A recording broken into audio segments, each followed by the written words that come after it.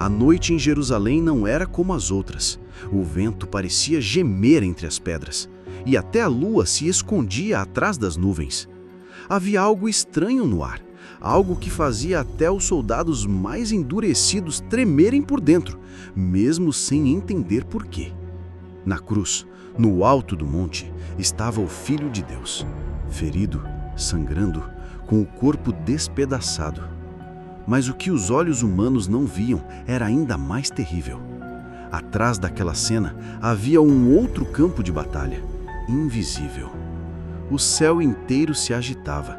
Fileiras intermináveis de anjos se posicionavam como guerreiros de luz prontos para a guerra. O som de suas asas ecoava como trovões distantes. Cada um empunhava sua espada flamejante, aguardando apenas uma ordem. À frente, Miguel, o príncipe dos exércitos celestiais, erguia sua espada.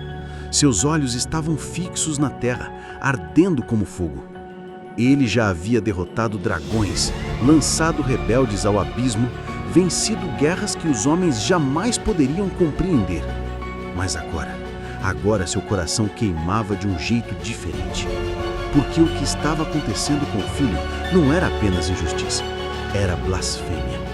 Era a própria criação cuspindo no Criador. Gabriel estava ao lado dele, o anjo das mensagens, o portador de boas novas, aquele que um dia anunciou nascimentos e promessas, agora tremia. Sua face estava sombria. Não havia cântico em seus lábios, apenas silêncio, silêncio e expectativa. Ambos olhavam para baixo, para a cruz, e viam homens rindo, zombando, cuspindo nos santos dos santos. Cada palavra de escárnio cortava os céus como punhais. E ali, entre os anjos, um sussurro se espalhava. Até quando? Até quando suportaremos ver isso? Até quando ficará sem resposta? Era como se o universo inteiro estivesse prendendo a respiração. As hostes angelicais se inclinavam para a frente, como guerreiros na linha de batalha esperando o comando de avançar. Bastava um gesto, uma palavra, um levantar de mão. E todos sabiam, se Jesus chamasse, nada na terra sobreviveria. O monte estremecia, o céu se enchia de luzes.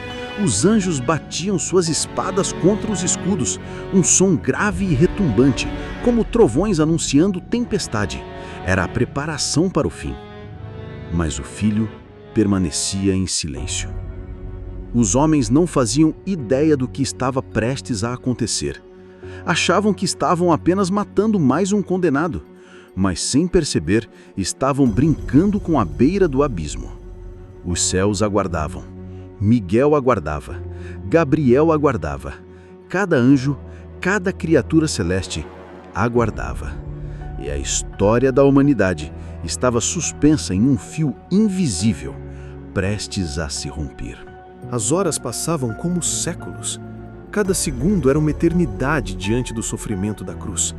E a cada instante, o coração dos anjos queimava mais forte. Miguel, com a espada em punho, avançou para a linha da frente.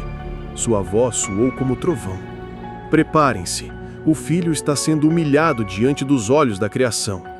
Hoje pode ser o dia do juízo. Um rugido percorreu os céus. Milhões de anjos, em uníssono, ergueram suas armas de fogo. As asas vibravam como tempestades. O brilho de suas armaduras iluminava os abismos. Era o maior exército já reunido desde a fundação do mundo. Gabriel se aproximou de Miguel, os olhos marejados. Eles não sabem o que fazem. Mas como suportar tamanha afronta?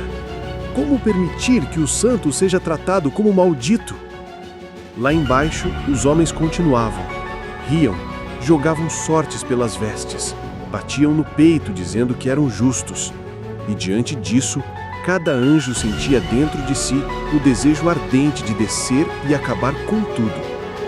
Um só golpe de espada bastaria para apagar uma cidade. Uma só legião poderia destruir a terra inteira em um instante. E ali, centenas de legiões aguardavam apenas o sinal. O universo estava em silêncio absoluto. nem os ventos se atreviam a soprar forte. Era como se a criação inteira aguardasse o desfecho. Miguel caiu de joelhos diante do trono eterno. Sua voz tremeu. Pai, basta uma ordem. Diga-nos para descer e a justiça será feita. Eles zombam do teu filho. Eles cospem no teu rosto. Não podemos ficar parados. Gabriel também se curvou, colocando a trombeta no chão como se fosse um símbolo de luto. Se o Senhor mandar, anunciarei o fim. A trombeta soará e ninguém escapará.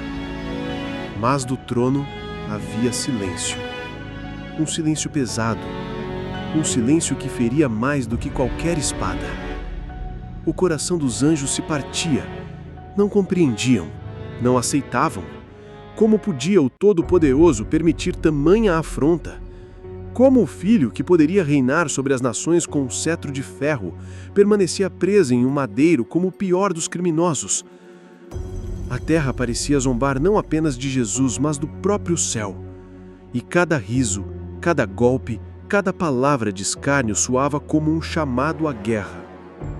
E então, como um terremoto invisível, algo percorreu as fileiras celestiais. Miguel se levantou e bradou: Legiões, estejam prontos. Ao primeiro sinal do Filho, desceremos com fogo e juízo. Os anjos ergueram suas armas em resposta e o céu inteiro brilhou como se fosse dia. A luz de milhões de espadas flamejantes refletia nos céus como um mar de fogo. Os homens na terra não viam, mas sentiam. Seus corações se agitavam, o ar pesava. Alguns batiam no peito em desespero, outros continuavam zombando sem perceber que a linha entre a vida e a destruição estava mais fina do que nunca. A humanidade estava a um suspiro do fim, e os anjos, com lágrimas nos olhos, aguardavam pela ordem que ainda não vinha. O silêncio ainda dominava os céus. Miguel segurava sua espada com força, mas a tensão em seus ombros denunciava que a qualquer instante poderia descer. Gabriel respirava fundo, tentando conter o coração que ardia em fúria e dor. A cruz permanecia lá, no alto do monte. Cada espasmo, cada gota de sangue escorrendo parecia ecoar por toda a criação. O filho sofria, mas não clamava por vingança. Não movia um dedo para chamar os exércitos. E isso deixava os anjos confusos, perdidos entre a esperança de justiça e a perplexidade diante da obediência divina. Miguel ergueu a espada mais uma vez, o corpo vibrando com a força do que estava prestes a acontecer. Senhor, permita-nos intervir. Basta um gesto e a justiça será feita. Eles não merecem viver. Gabriel olhou para ele, olhos marejados. Mas, e se for isso? A vontade dele? E se ele escolher suportar? Então, entre suspiros e dores que atravessavam até o céu, veio a voz de Jesus, suave, firme, profunda, carregada de autoridade e misericórdia. Pai, perdoa-lhes, porque não sabem o que fazem. O universo inteiro pareceu parar. O som de 1 milhão de corações suspensos ecoou em silêncio. As espadas de Miguel e Gabriel desceram lentamente.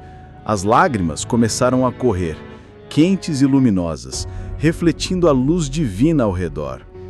Os anjos choravam sem que ninguém os visse. Choravam porque a misericórdia do Filho era maior do que qualquer desejo de justiça que pudessem compreender. Choravam porque a força que poderiam usar para destruir foi substituída por perdão. O ar no céu se tornou pesado de emoção. Cada golpe de espada que não caiu era um milagre silencioso. Cada anjo sentia dentro de si o peso do amor que escolheu suportar a dor ao invés de exterminar a criação. Miguel baixou a cabeça, segurando a espada com firmeza, mas agora sem raiva.